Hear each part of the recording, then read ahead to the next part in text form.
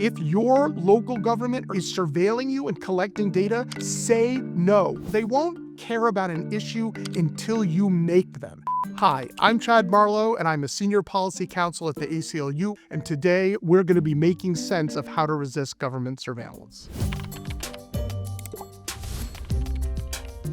So our first questions are it's a couple of questions, and they're all around surveillance in your local community and what you can do about it. So the questions are, how can people take action locally to resist government surveillance? And what are a few examples from around the country of what people are doing to fight local surveillance? This is a really important question because most of the surveillance that is done of people is done on the local level. A lot of people like to think the federal government, the big federal government, is where we should start. But if you're talking about bulk surveillance information, we want to start with our local governments.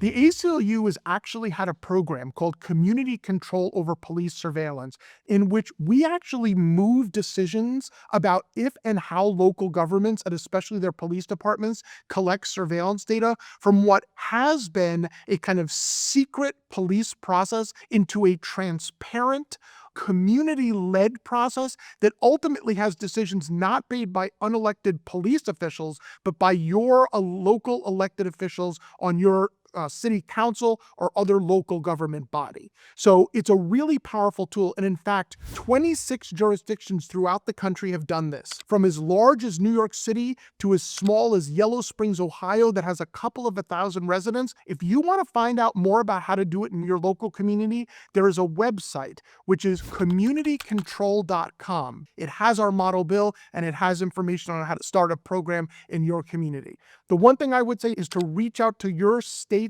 ACLU affiliate and ask them if there's anything they can do to help, because they are a tremendous resource for anything that you may want to do to fight surveillance on the state or local level. The next question today is, I heard Trump ordered the federal government to start investigating and prosecuting nonprofits he doesn't like. What can our elected officials do in response? Great question. First of all, as much as I hate to say it, the rumors are true. The Trump administration issued something called National Security Presidential Memorandum 7 that basically tells a lot of agencies in the federal government to start collecting information on nonprofits and charities who the Trump administration doesn't like. They say they're engaging in domestic terrorism or political violence, but that's not really what they're investigating. So they're going to use those broad, vague terms, not necessarily to find evidence of wrongdoing, but to find any little bit of information that they can use to build a pretextual reason to not only go after them,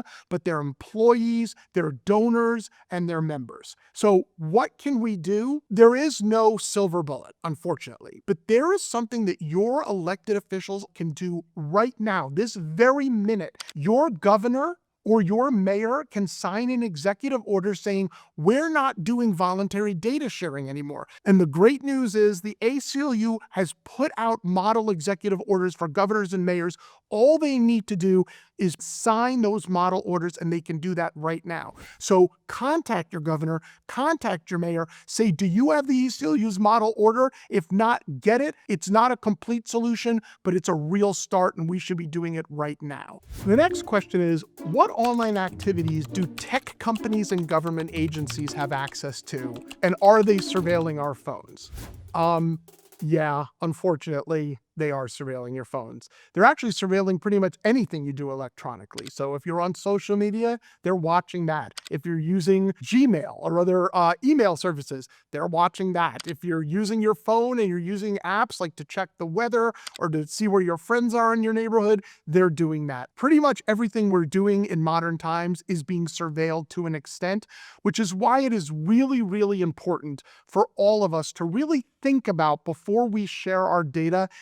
Is the benefit stronger than the risk? But I would say that when in doubt, leave it out. It is better not to produce the trail, because once you put that data in the hands of a third party, it is very difficult to get it back. That being said, we live in an information age, and people are going to want to share the photos of their new baby with their friends. So we're all going to have to make our decisions, in hopefully what is a safe and thoughtful way. This next question is, how fair is it for any app to opt me into consent before I have a chance to opt out? That's a really, really good and sophisticated question. The reason why the companies hate opt-in, what they'll say it's such a burden for people. It's not a burden. Where it actually presents a problem for these companies is it gets in the way of them making money. They want to be able to collect your data until you figure out how to tell them to stop, and they will make money off of you every minute until you do so. That's what they actually don't want people doing. Now all we need to do is have the politicians who collect huge amounts of money from these tech companies to actually put your privacy ahead of their political interests. The next question is, it feels like trying to secure my data is a lost cause. Are there ways I can still meaningfully keep my information secure, even if a lot of it is already out there? If you say all the data is out there, privacy is an antiquated idea, then in fact, we have lost. But if you're willing to step up to fight for your privacy, both individually and for others, then this fight will continue. I've been doing this for over a decade here at the ACLU, and I have seen us win time and time again. So what can you do individually? Every time that you are given an opportunity to share your data, pause and think about it. And if your local government or state government or federal government is surveilling you and collecting data that you don't want collected on you, say no. Local officials won't care about an issue until you make them. Believe it or not, in a government office, getting a couple dozen calls of an issue feels like an avalanche. And that is what's going to get them to move, because they would rather deal with you now than deal with you when you go to the ballot box. The next question is, does it actually make a difference if you turn your location settings off, or does that just give you a false sense of security? It absolutely makes a difference, and it is really important you take advantage of it. Almost no one should be tracking your location ever. When you see the thing pop up on your app about location sharing, for example, never click always share. If you're using an app where it makes sense for them to have your location, like a weather app, for example, then you should select only allow when I'm using the app, and this is the important part, close out of that app when you're done using it, or it will continue to track you. And if you're using an app that it doesn't need to know where you are, like Candy Crush, they shouldn't be collecting any data on you at all, so that's a never. But it not only can it make a big difference, it's one of the most important things you can do. Does Candy Crush actually track your location? It collects a lot of data on you. At one point, it did collect your location data, yes. A lot of the apps are literally just fronts for collecting data on you. They will make more money off of you with that data than with your money.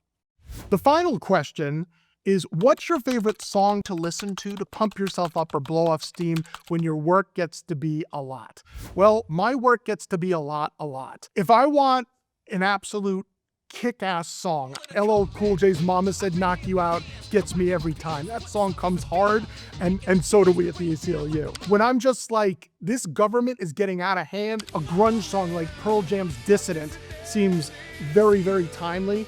For general inspiration, Tracy Chapman, Fast Car. If you want to remember who you're fighting for, listen to that song, and it brings you there. And, if I'm ever just looking for a beautiful song, Bruce Hornsby, The Show Goes On, always hits in the right way when I need to just try to feel a little bit good and a little bit more at peace. So that's about as eclectic as you can get, but that would be where I go when I need a little boost. Thanks so much for all your questions today about privacy and surveillance and the ACLU's work on those issues. It's really great to hear that so many people in our country are interested about these very important issues in this very important time. If there's any questions you guys have that we haven't covered today, please drop them in the comments. I'd love to read them, and I will definitely try to reply to as many as I can. And also, please remember to like and subscribe to the ACLU's YouTube channel so you'll be the first to know about additional content when we drop it.